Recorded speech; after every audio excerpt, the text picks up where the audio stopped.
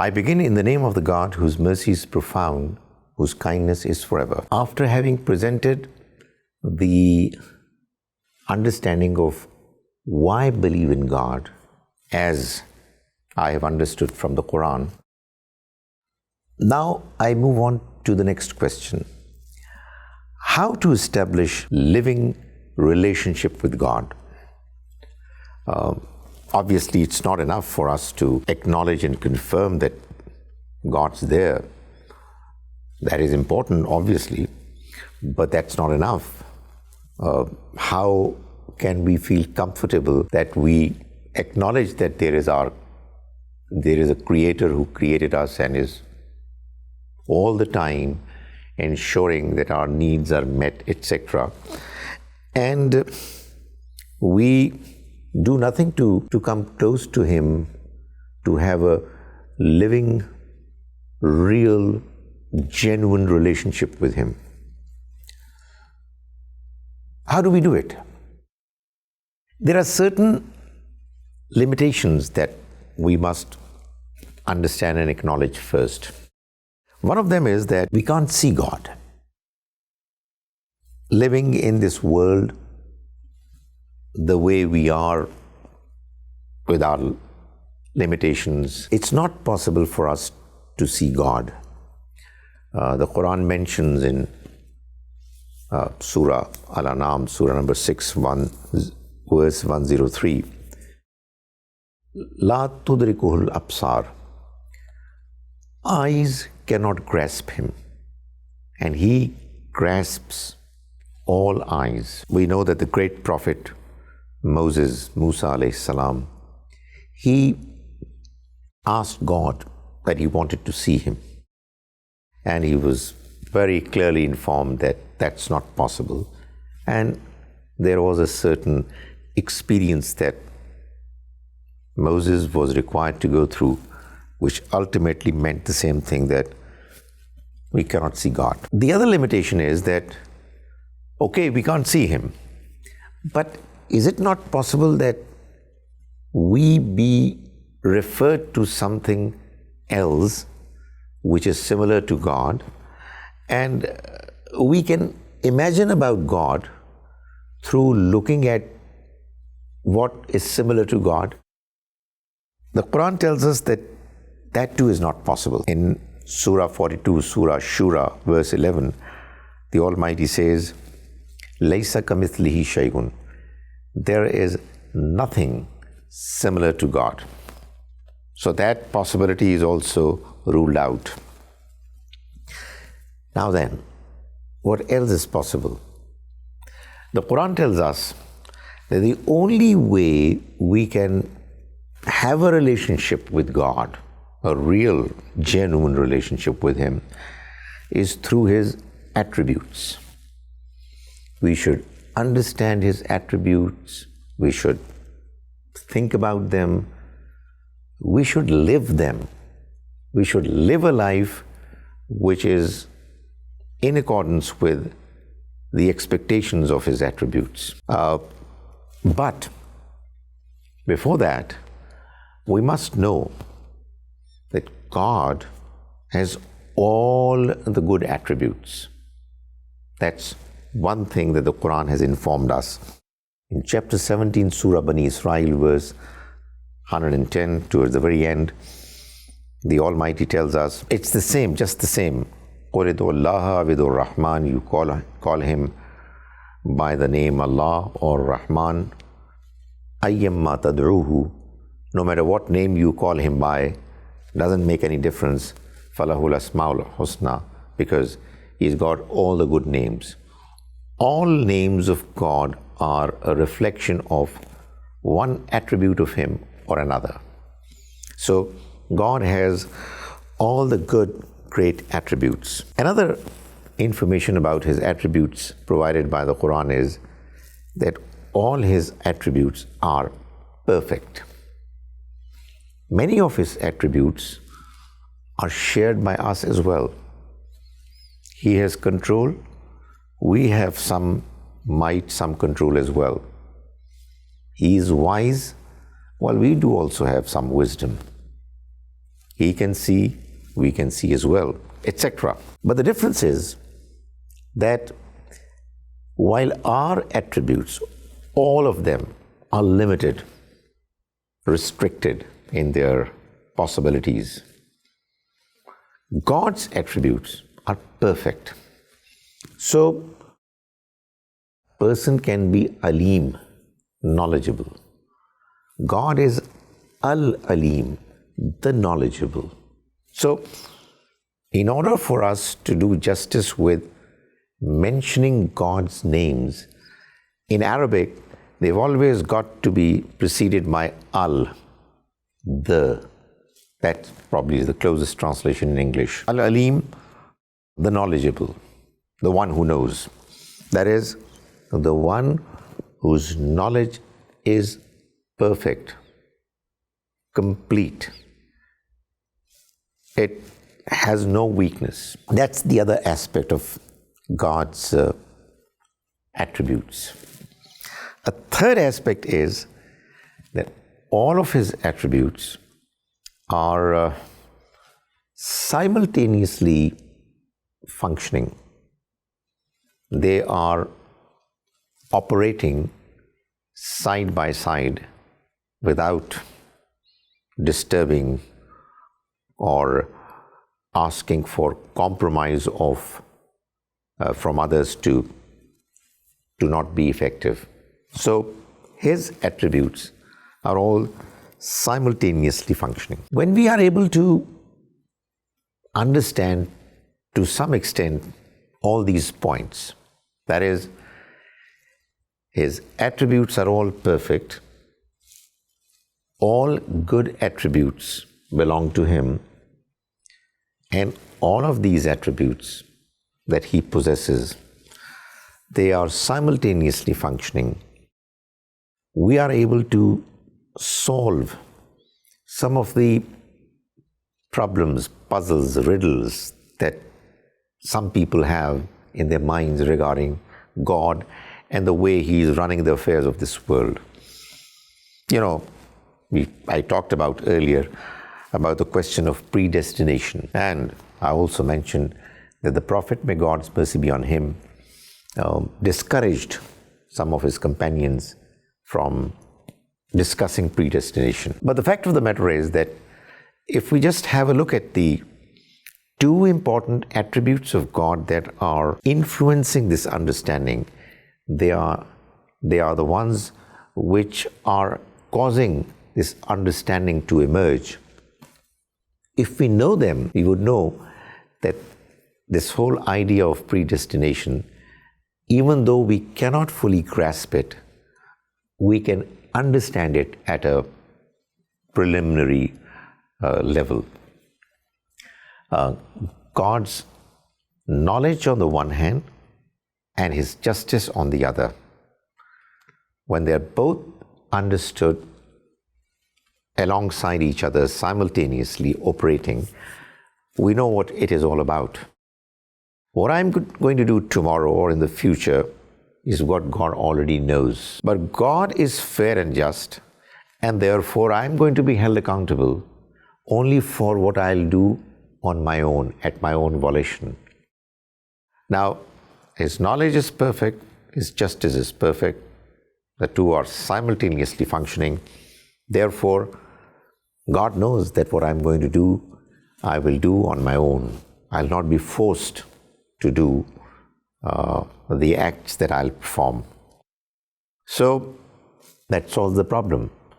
Now, obviously, it's not a great idea that we start going beyond our limits of understanding to be able to more fully understand how all this is going to be possible, because that would mean that we'll be going beyond our limits, beyond the possibilities of our intellect.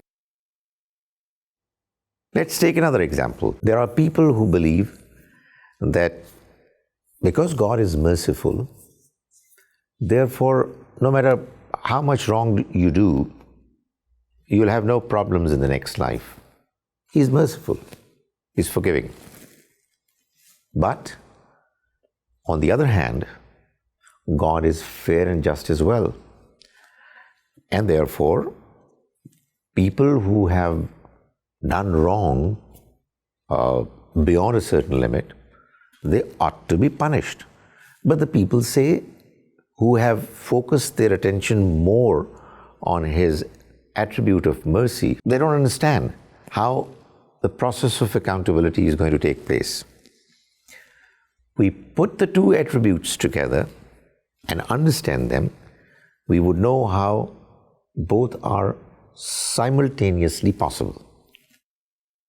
While the attribute of justice requires that people are going to be treated fairly, and what it means is all humans are going to be held accountable in accordance with the same set of principles. It's not going to be that one individual belonging to a certain family, a certain nation, a certain religion will get favorable treatment, but others are not going to be looked upon favorably by the Almighty. That would be unfair.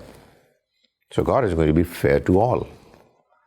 But then God is also merciful. So in order for Him to be merciful, He'll make sure that the minimum expectation for an individual to succeed is going to be lowered because He's merciful. So the two put together makes it possible that we understand the concept. So what I'm trying to say is that in order for us to be able to understand God through His attributes, we must make sure that we are understanding all His attributes together. Now, let's look at this question: how to have a living relationship with God? You see, the answer is that we should live our lives being fully conscious of His attributes. When we'll do that, it will affect us. It will influence us. For example, His attribute of knowledge, what it essentially entails is that He knows everything. He knows what I do in public as well as what I do in the private, in the light of the day as well as in the darkness of the night. He, in fact, knows my intentions as well, my motives. The more I am going to focus on understanding the attribute of knowledge of God and applying it on myself, the more I am going to become God conscious. How is it possible that a person believes in a knowledgeable God who knows everything, even the inner intentions of an individual, would continue to do wrong, would insist that what he or she is doing is not objectionable, and feel comfortable with it? It's not possible.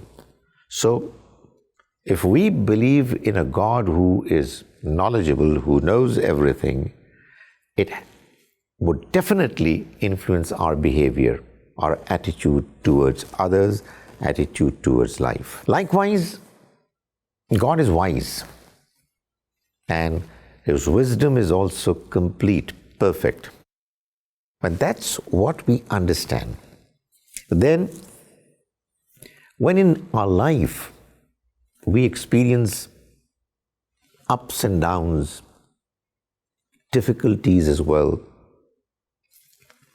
tragedies that we are not able to understand properly. Obviously, as humans, when we are going through phases of life where we are not particularly comfortable, we are disturbed, we are shocked, we are sad, we are depressed. It is something that happens because we are humans and weak. But then comes this attribute of the wisdom of God Almighty, it comes to our rescue. And we tell ourselves that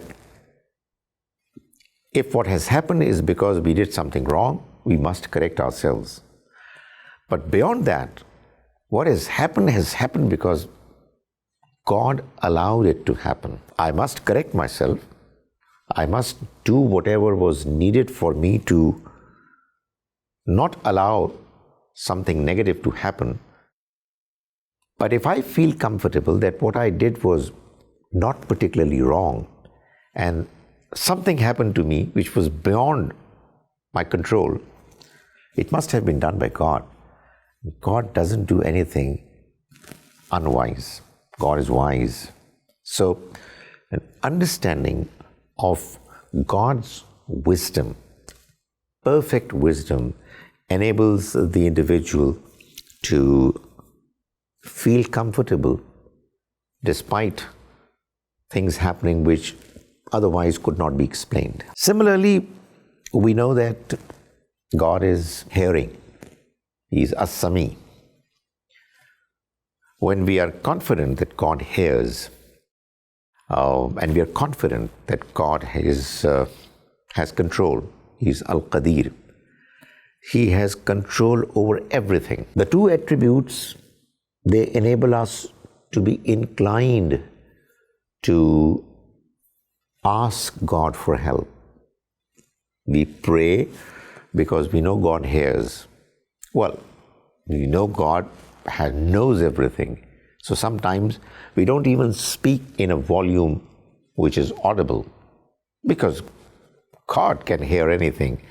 He can actually hear or read our feelings as well.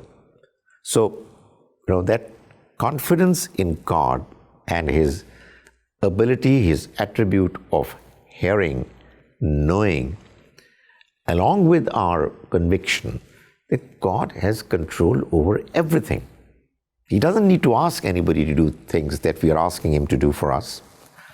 So that inclines us to pray to God, to seek His help, to continue to talk to Him, for Him to be able to help us out in different aspects of life. That again is an attribute or attributes which enable us to come close to God, to establish a real, genuine relationship with God. God is merciful. He's kind. As humans, we do things wrong at times, unwittingly, at times deliberately. Sometimes we do things wrong which are not major, they're minor evil acts. Sometimes we do things wrong which are really evil, major sins. And when somebody does something of that sort, it really is very depressing. It's something that causes the individual to feel as if he or she is distanced from God by a big margin, and there's at times a feeling as if nothing can be done about it. We cannot undo what has been done. We cannot come close to God anymore, which is the biggest loss that one can suffer in this worldly life. But then we know that God is merciful. God is kind. God is forgiving. Now the understanding and appreciation of this attribute enables us to seek His forgiveness. When we do it with the conviction, with the confidence that God is forgiving, God is merciful, He is kind, and we do it honestly, we do it sincerely, God forgives. So what I'm trying to say is that a proper, genuine understanding of God's attributes enables us humans to be able to live a life wherein we are in contact with God. We have a genuine relationship with Him.